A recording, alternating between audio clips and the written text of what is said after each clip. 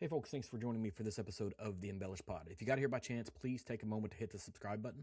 Hopefully I can be found on any podcasting platform that exists, and if you can't find me on a platform, send me an email at embellishpod@gmail.com and I'll try to get that taken care of. You can also find video versions of this podcast on YouTube. You can find all of my links on Instagram at EmbellishPod or TikTok with the exact same handle. I have a website. It is www.embellishpod.com. It's a place to pick up these links, episode details, and more. Today I have someone joining me from Pallini. They are a maker of limoncello as well as a whole host of other things.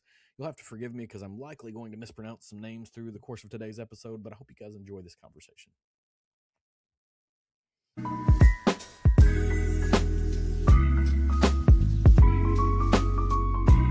Good morning, good afternoon, good evening, whenever you happen to be consuming this particular episode of our podcast. I have, and I'm going to do my best to get this right every single time, Micaela joining me from Pallini.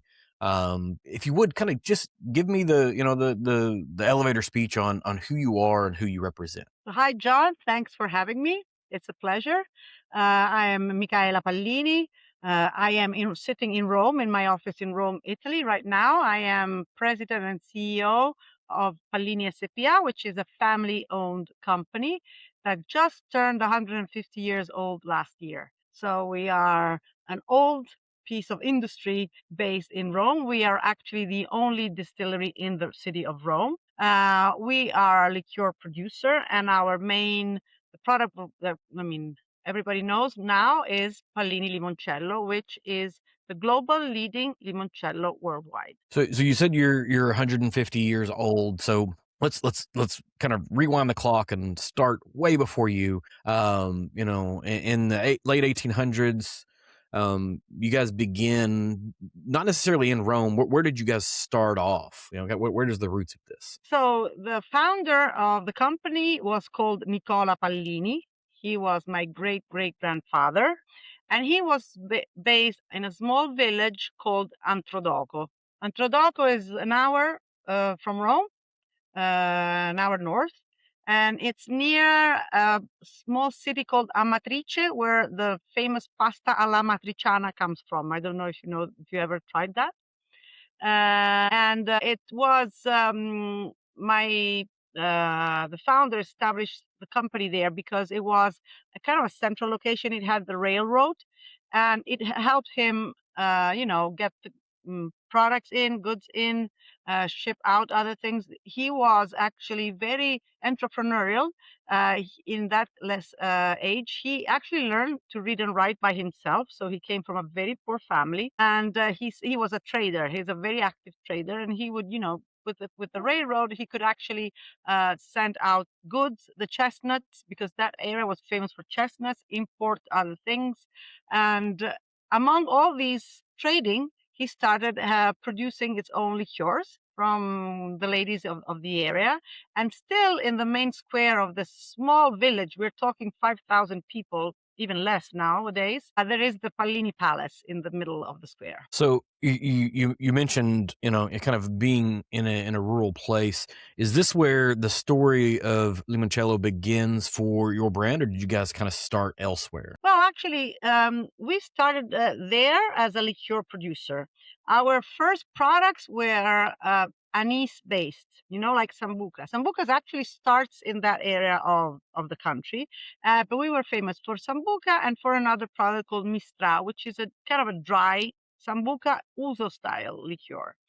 And then we had a coffee liqueur, and we had all sorts of other products, among which limoncello, which came later on, I think, in the picture.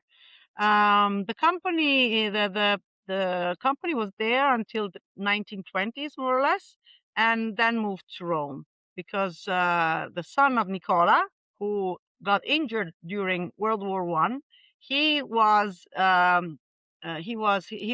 cured in a hospital in Rome.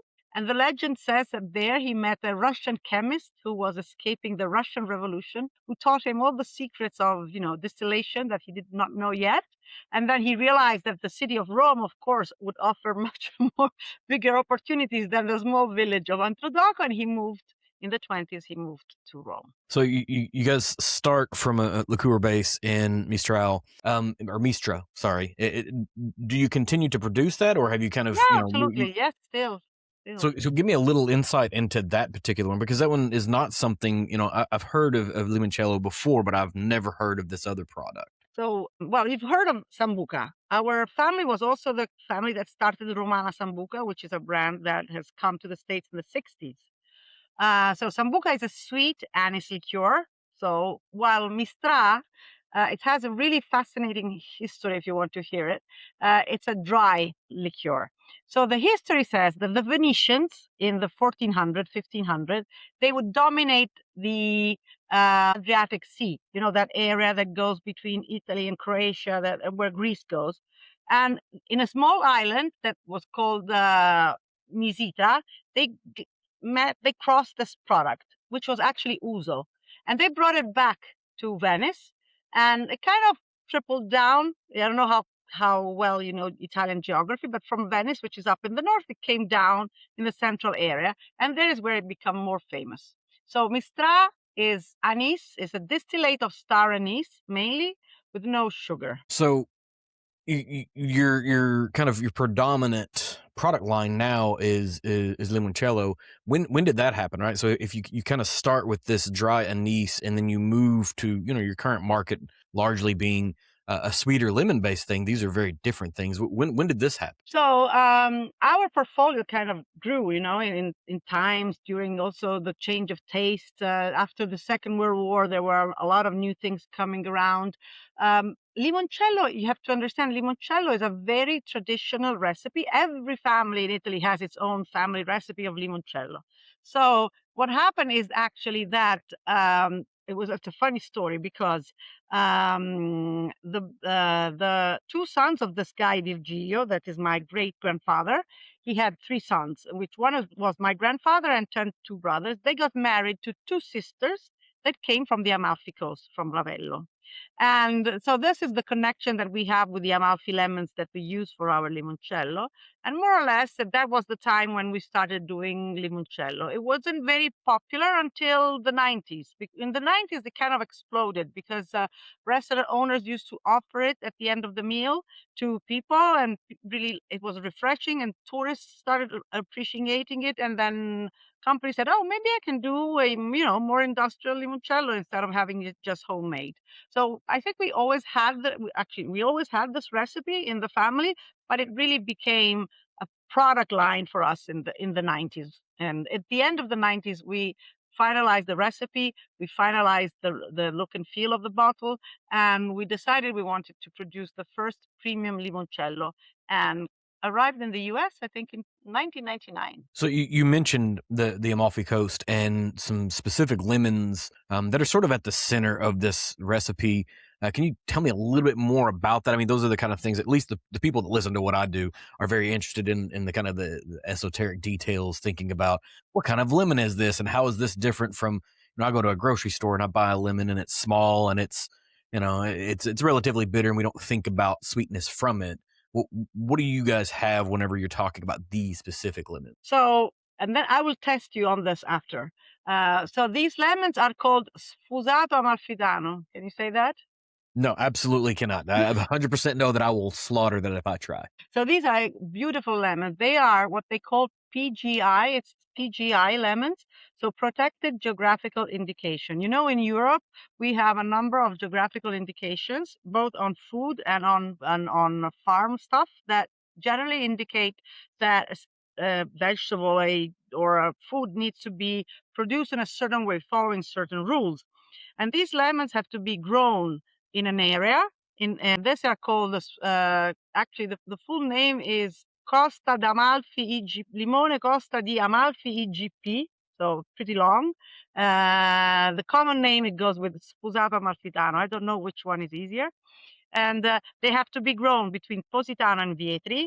They have to be hand-picked. You can put no pesticides on it, and it takes almost 1 year to grow. So from when it's the flower to the actual lemon that you collect, it takes a year.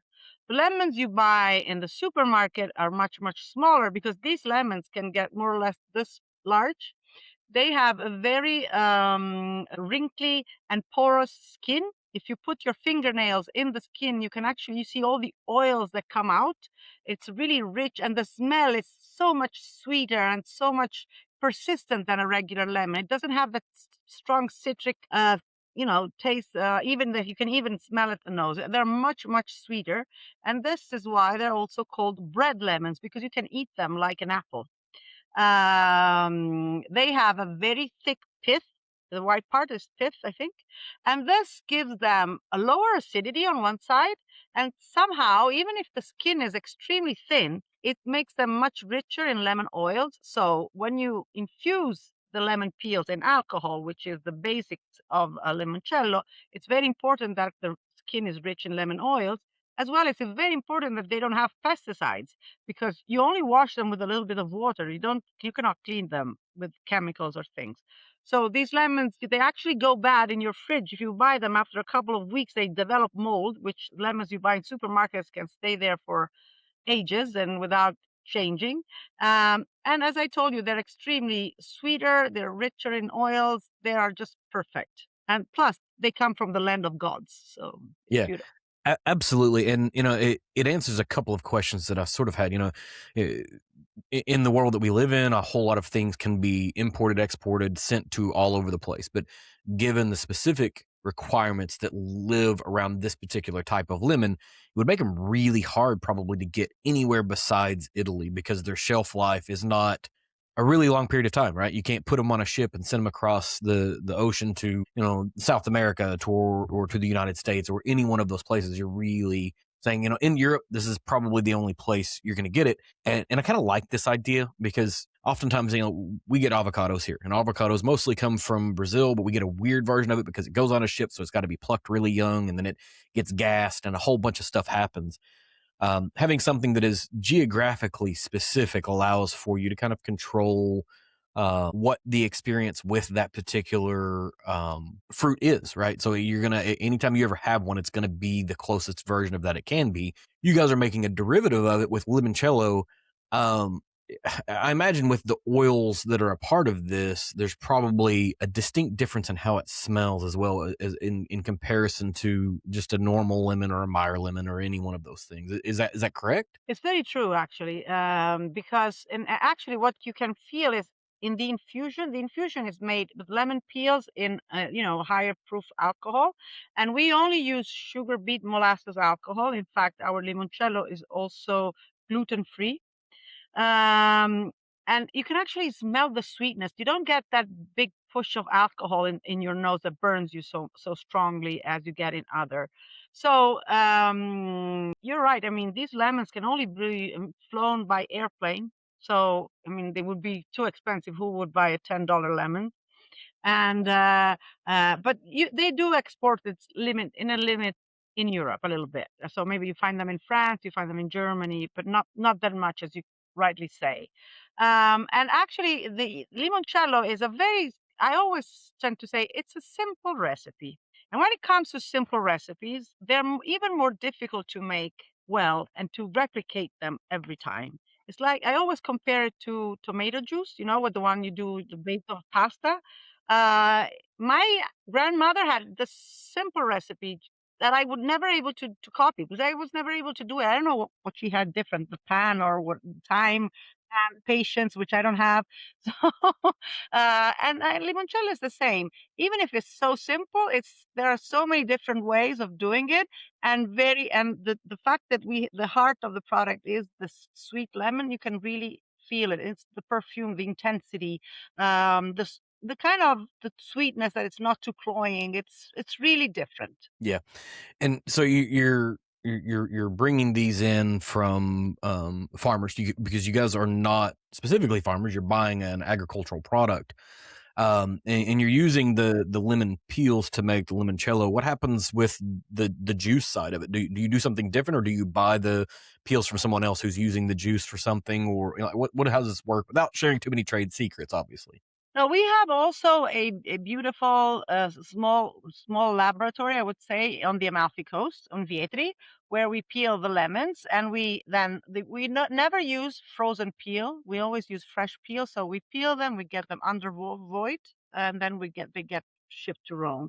The rest of the lemon is either sold to bars that make their own gelato or granita, or we have to sell them out discard them as waste.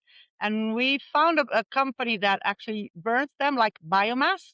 So we can say we run, instead of green energy, we run on yellow energy. I like that. That's some good branding right there.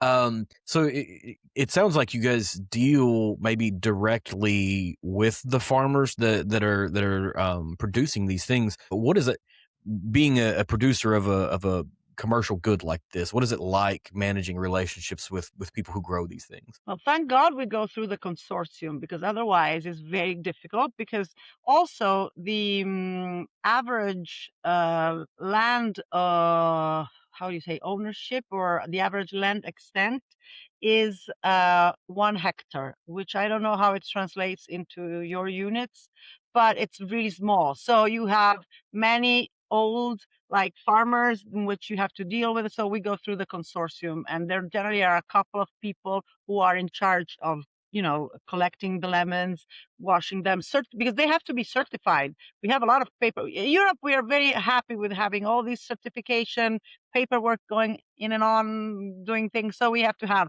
a certification that we buy that amount, we get that amount of limoncello, so that we're not, doing funny things with the lemons. So thank God we have the consortium in the middle. Otherwise, we would be crazy. Yeah, and just for the stateside folks, I in my day job I work with the concept of a hectare on a regular basis. It's about 2.45 acres, which is our United States version of it. The rest of the world is doing something different, whether it be square kilometers or whatever. But we're still stuck on acres, so it's a very small farming operation. Even if you look at smallholders in the United States, that's really small. But given that it is a citrus crop, that's not terribly surprising from what I know about citrus in the United States as well. You mentioned, you have a lab there at the Amalfi Coast, so you can process fresh lemon peels. Can you kind of give me the process? You've got the lemon peel pulled off. You're doing whatever you need to do with the rest of it. What happens next? So when the lemon peels arrive, they are soaked in alcohol, 99.6% vol. So that is, what is it, almost 200 proof. And it's infused in alcohol for a number of days, and then we take out the peels. We don't press them, we just leave them to get the alcohol out of it, and then the infusion is filtered, and it's the base of our limoncello. We then blend the infusion with the sugar syrup, which is, we don't use any corn syrup. We actually dissolve sugar in warm water, which is something we've always been doing. And I just learned recently that is very particular for the US, because there's a lot of discussion about using all these pre-dissolved different kind of bases of sugar. But we use regular, beet sugar and dissolve it in warm water. So when that is prepared, we blend it together, we add the alcohol, and then we also add a extraction of the lemon peels for increasing perfume. It's something that we've worked with the University of Naples. It's a proprietary procedure, and it really gives well, I am a chemist by training. So when I finished my PhD in chemistry, my father kind of baited me in, fished me in, and my first job was actually to finalize the recipe of the limoncello as it is now. So we worked on the perfume so that the intensity that you have is really strong, and it blends, because we wanted to become a mixer of cocktail. And 20 years after, it looks like it's really happening. So we're very, very happy. And if you taste Pallini Limoncello, what you get is the roundness, the nice thickness, not too sugary, not too alcoholic, not too citrusy. I think we made a really good job out of it, to be honest with you. So I'm gonna take a few steps backwards. You mentioned you put the peels inside of an alcohol that's at a very high proof. What base, if you can share it, what base of the alcohol, what do you make your alcohol from, and does it really matter for the process of what you're doing? We make it from sugar beet molasses, okay? the base it does change. People, if you know, there is a test for pure alcohol. If you take some drops and you put it on your palm like this, and you can actually smell, you can smell if it's burnt, if it's well distilled, if it has congeners, I think the word is. So it is sugar beet molasses alcohol is actually the preferred base for liqueur producers. Okay. And then you mentioned your syrup that you put it in with, which is just sugar and water. You're basically making some version of a simple syrup at that point. What is the base? I think you said the base for that is also going to be beets. Do you use beets because that is what's prevalent in your area, or because cane sugars, there's a whole bunch of other stuff that exists. Is it out of this is what's available, or this is what works best? This is what we have in Europe. In Europe, we grow sugar beets, and so that's always been the availability. Believe it or not, sorry, funny story. In the very, very past, you know how agriculture sometimes has been subsidized in the past. It still is in certain areas, and there was a lot of fruit. And in the past, especially apples, when they were excess apples, they would distill apples and to produce also alcohol. And we would use, I'm sorry, alcohol based from apples, which was so sweet. So yeah, agriculture is heavily subsidized in the United States as well. So it's not a terribly uncommon Yeah. thing. A lot of what happens agriculturally in the United States mirrors a lot of what Western Europe experiences, which you guys experience through, whether it be regulatory and compliance, a whole host of things that are different. So you guys have developed. You mentioned there's a whole bunch of places, a whole bunch of families that have their own limoncello recipes. You guys had one, and then you developed one for the brand. You were kind of pulled back from your PhD research and said, "Hey, go develop this." When you set out to make this recipe, and you've already said that it feels like it's a very even mixture of the things that go into it, the different ingredients. Did you have some sort of direction of this is what we want our limoncello to be, or was it very much just an experimental process that you finally found the recipe you wanted to end up with? Sorry, I don't know what happened. Well, actually, we started from what we had, and we went through a bunch of tasting of other limoncellos, and where we knew where we did not want to be. And I think we just kind of knew what we wanted to achieve. So the right balance, the right perfume, the right intensity. And we went through an extensive tasting of, we did, initially trade people internally. Then we hired also people from external panels. And it was a procedure. It took years. Even when the product was already on the market, we kept perfectioning the recipe until it is. And because competition spikes up, so we needed to try and do the best. And I think Pallini is one of the most awarded, if not the most awarded, limoncello on the market. So and this one may be a little bit of a personal preference here, but you guys have you've indicated this is built for different types of cocktails, and along with the package that you guys sent, I have a spritz recipe. But for you personally, how do you drink it? What is your preferred way to drink it? Okay, so I have so I like the spritz, of course, which is very trending. I even prefer it with equal parts limoncello and prosecco, to be honest with you. More than more prosecco than limoncello. I think it's more refreshing. A lot of ice cubes because it really needs to be really nice cold. It's refreshing. I like it also in a margarita. Instead of the triple sec, you use the limoncello, which is fun. Or in the spritz, you could also use add a little bit of bitter to it, like a bit of bitter Campari, or another kind of bitter of that sort. Or somebody put a couple of drops of Angostura because it kind of cuts the sweetness also. And then one of the first cocktails we used to have was a limoncello. No, how do you call it? Lemon martini, but it's with citrus vodka, limoncello, simple syrup. Okay. So I assume there's probably also some other uses outside of just cocktails. Do you have any like food recipes or dessert recipes or dishes that you should add this into as well? Well, one is fun is the tiramisu, where you use Are you familiar how you do tiramisu? It is one of my favorite desserts in the whole world. Absolutely, any restaurant I go to that feels like it's going to have a good one, it's an immediate order for me. But have you ever done one?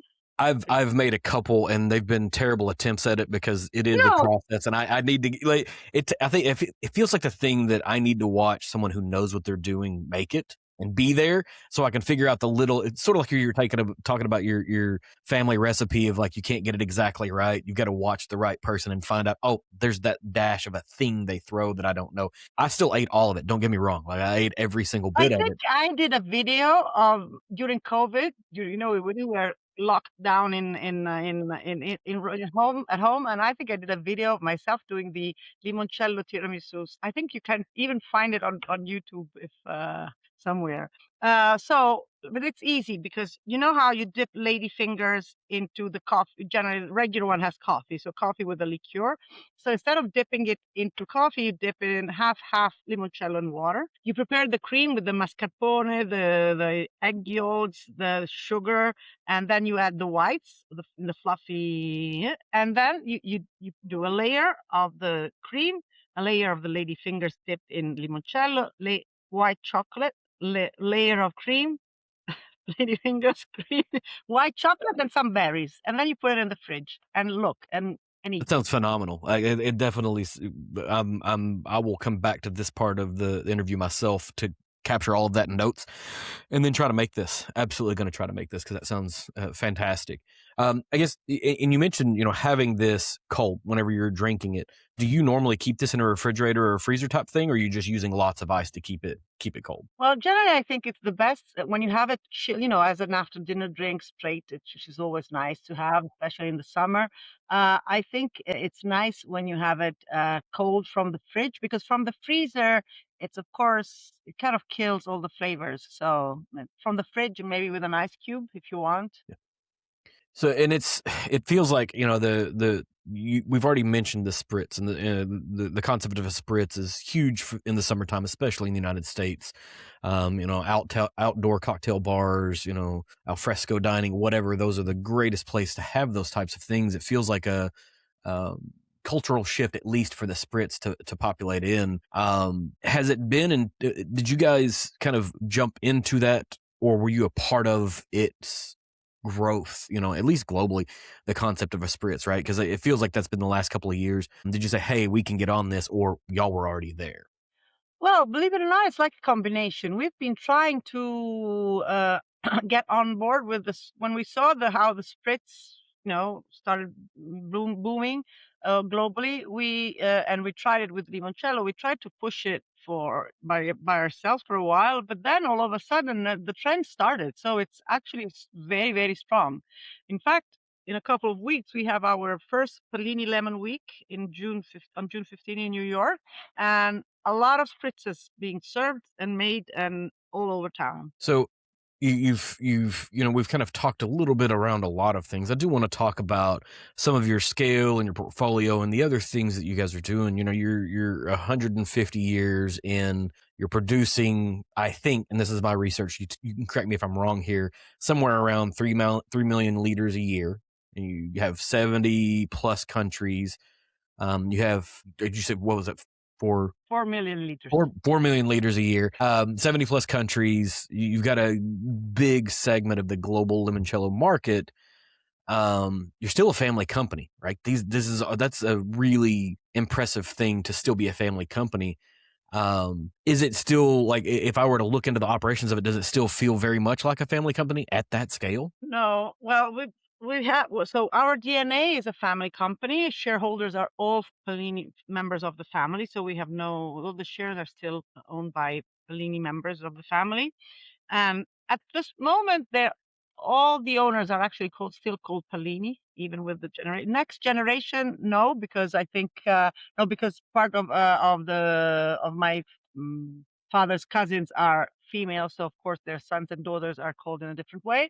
Um, we had to change very much. So we've put a general manager, we've put an export manager. So when I came in, the company was much smaller than it is now, and we have I think, more than doubled our sales revenues, almost tripled. We have doubled our workforce. We have, the Pallini name is now even more than 80 countries.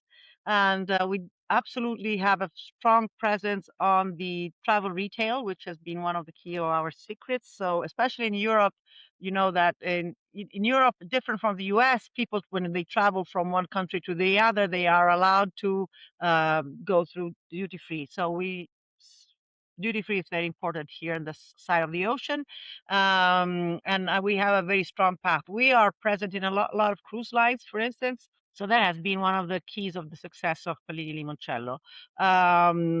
When I came in, I was kind of managing production and procurement and doing a lot of stuff. My father was taking care of the business. So I think we've gone a long way in the past 20 years, and we have to do twice as much, I would say. Yeah. So you've mentioned kind of two products that Pallini has built off of.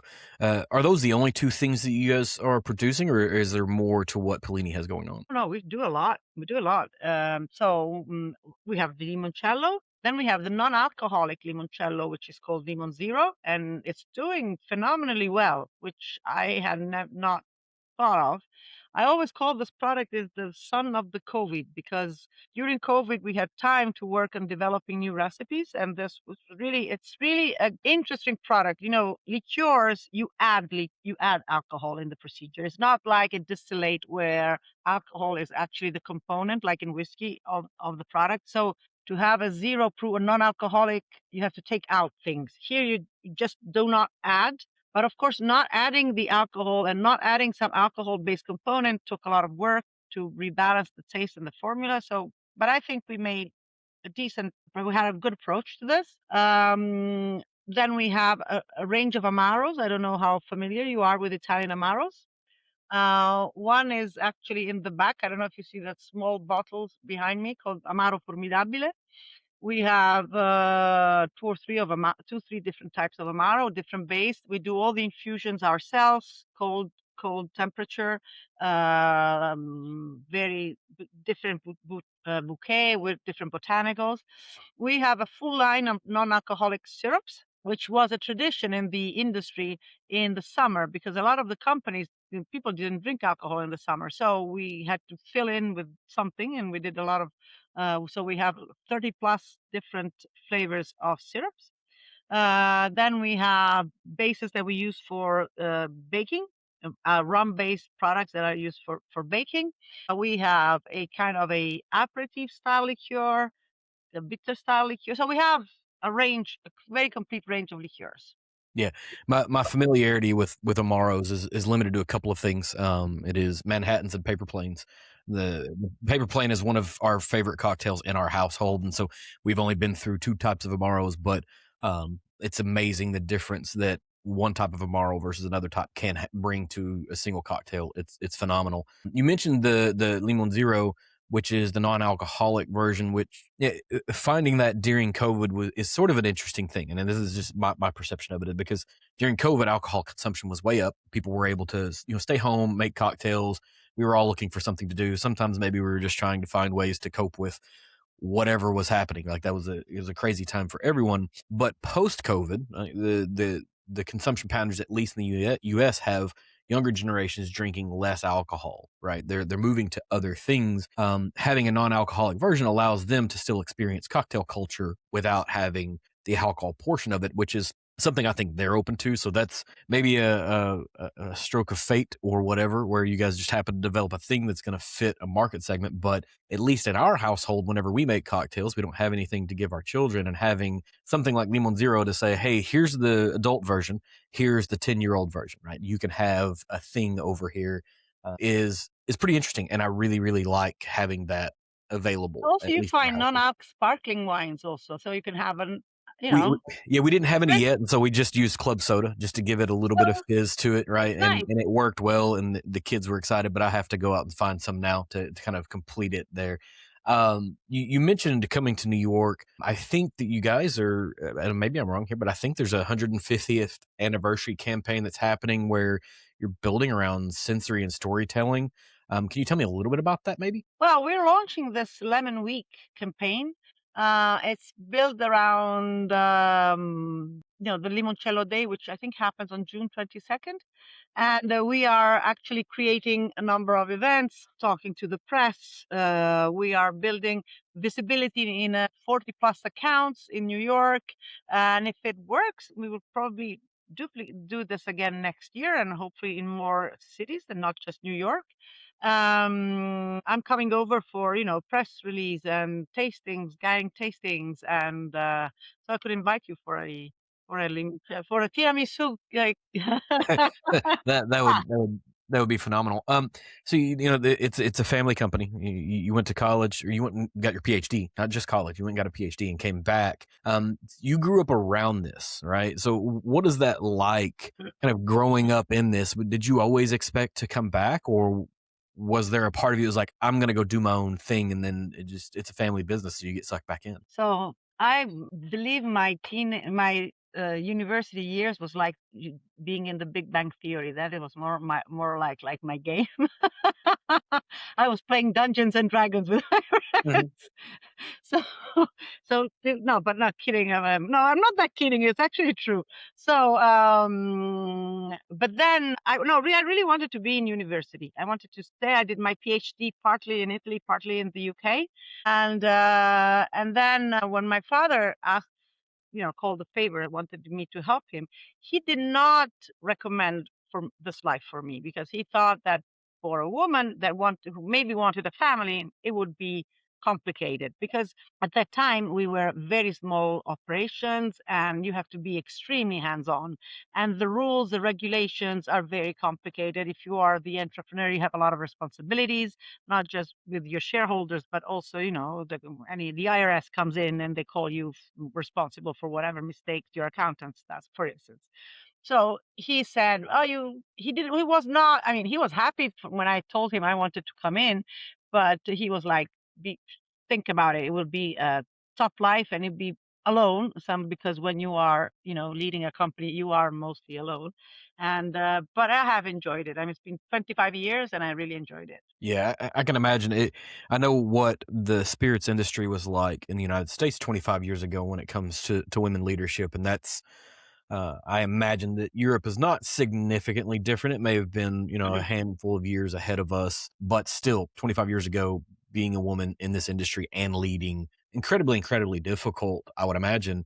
But you've kind of, broken through a lot of things. I think I read something about being elected to Federvini. I was the first woman president of Federvini from 2021 to 2025.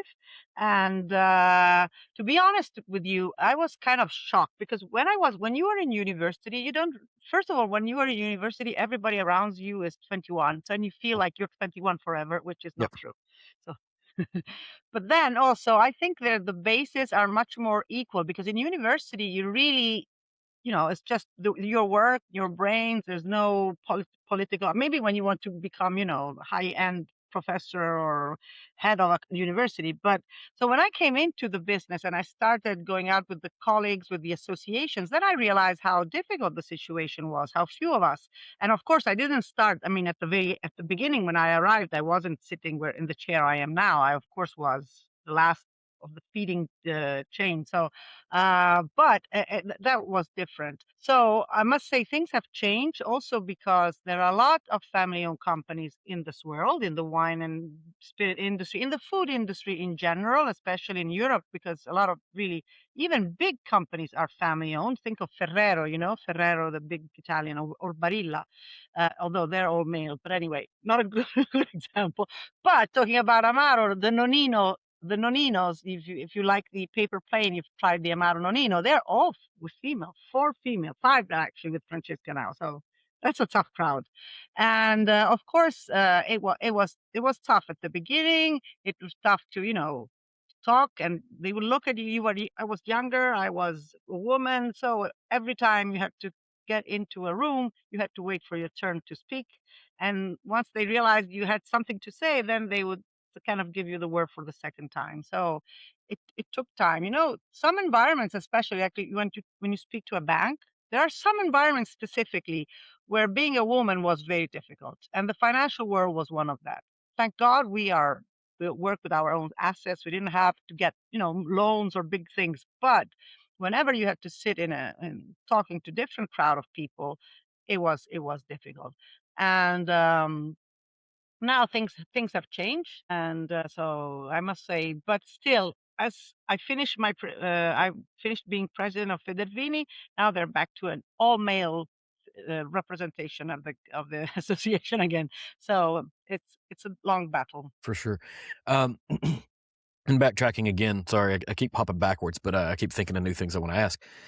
You came back into the family business. Your father sort of asked for a little bit of help, but you decided you wanted to stay. I can imagine, given the education that you have the ability to now start applying chemistry to family recipes that may have been around for 100 years. How did that go? Was that difficult saying, hey, I've discovered these, or I know these things now because of my chemical background, that we need to make some changes? Or did you just find, hey, everything works perfectly fine? Or was it somewhere in the middle? I would say somewhere in the middle is the correct way. And this is a funny industry because it's an industry where 1 + 1 never equals 2. So you kind of start and says, okay, if I do this and this and add this is the result. Never once in my life this was the result. But we went through a number of recipes. We tried to improve them. We tried to rebalance. Also, one of the things I did was to work with all natural based ingredients, try to take out all the possible colorings we had in our products. So that was also, I think my expertise came also into a way of working, just not just the specific recipe production, but it was more of applying a way of working, of analyzing a problem, and then kind of reconstructing the whole thing on the production, for instance, on the production process, on the programs, a number of things like that also. Mm-hmm. Now, growing up around it, do you think that's what drove you into thinking more from a chemistry mindset, because you're around this effective chemical equation happen every single day whenever your family's making products? Or did some other thing kind of push you towards science? Because that is, for all intents and purposes globally, that is an unusual path for a female to seek out in that period of time, right? STEM was not pushed heavily to young women 40 years ago. Well, to be honest with you, one of the reason I always was attracted to science. So I liked chemistry more than I liked physics, which I hated. And I was never really good at maths, so that was kind of out of the question. And also, I thought that chemistry sounded so complicated that my father would not bugger me because of whatever I was doing. So it was done to irritate my father, but also because I really liked science and I wanted to do something different somehow. So biology was never my stuff, and physics on the other side. So I really always liked chemistry in high school. And my teacher at the time tried to, take, how to say, get me out of it. She was saying, listen, it's not the same thing we did in school. It's so different. It's complicated. Be prepared. But I must say it was a good ride. I had my ups and downs. It was not easy.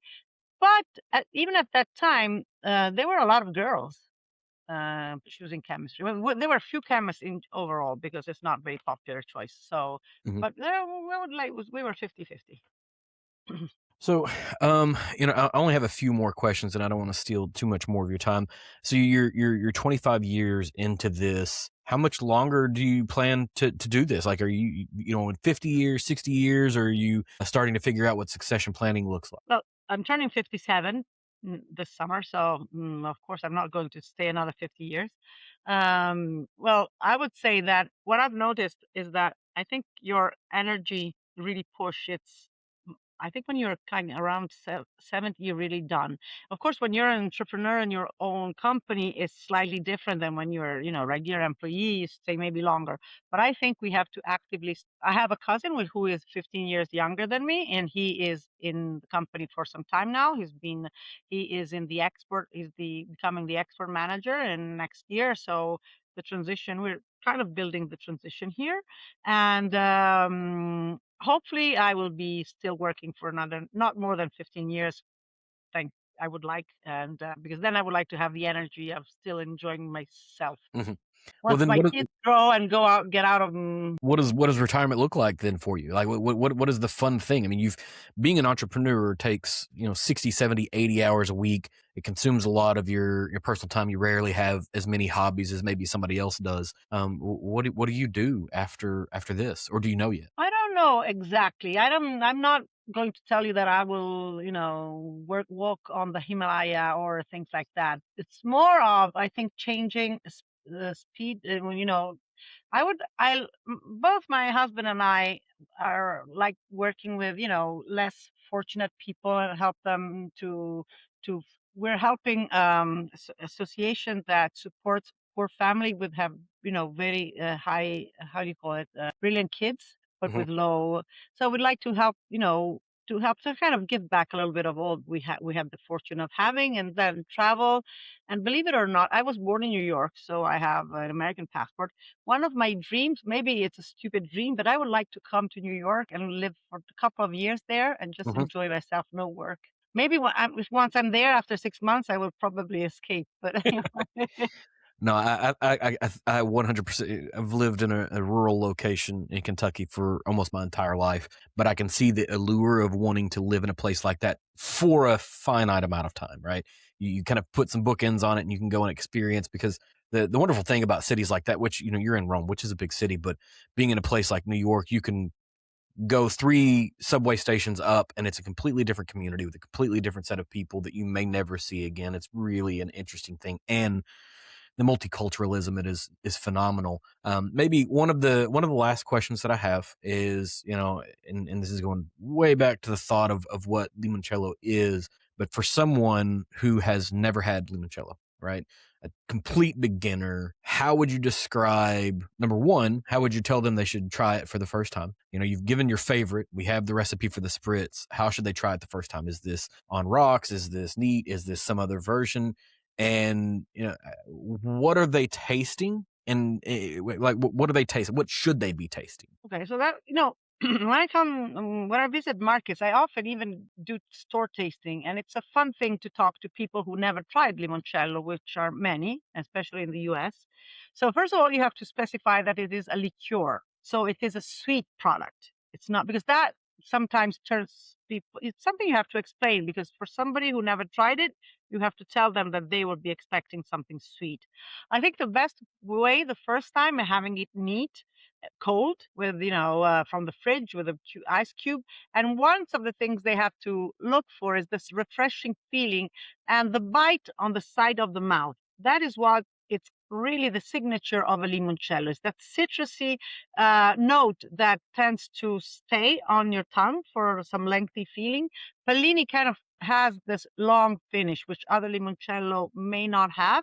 So, but one of the notes, the key signature of a limoncello, is this sweetness that then leaves this bite on the side of the tongues. Is where you actually taste the citric part, I don't know how you say it, aspirin in Italian, but this is where you feel that. So that is the signature of a limoncello. And really, you have to have something that cleans your palate, uh, gives you the citric and sweetness, but at the end is not cloying, is not too, but it's kind of stays with you and flies you back to Italy and the Amalfi Coast. Yeah, and I think, at least for me, right, the very limited experience I have with limoncello is something that is way too sweet, cloyingly sweet, to the point to where you taste it and you mainly only get the sugar of it all, right? And so there is no kind of aftertaste or lingering thing, and I think that's a product like Pallini is the thing that kind of attacks that misconception that all of them have to be super duper sweet. Are there any other, kind of misconceptions around limoncello that you guys try to attack with your flavor profile or your marketing, or whatever? But yeah, I mean, absolutely. And also the balance between alcohol, because Hmm. sometimes it's too strong and it's too Yeah. burning. Pallini is 26%, so 52 proof. And I think that was one of the things we worked on. We started at 32, then we went to 30, 28, and then we realized that 26 was like the perfect balance where you could get the perfume out. And it's not, and also because one of the keys in the infusion is that you do not have to keep the lemon peels too long. There's just the perfect time in which you get out the flavor, but not the bitter part. because otherwise, if you keep it too long, you get that bitter part that kind of gives you an aftertaste. You know, some limoncello have a ring, an ugly ring around the neck of the bottle where the oils separate.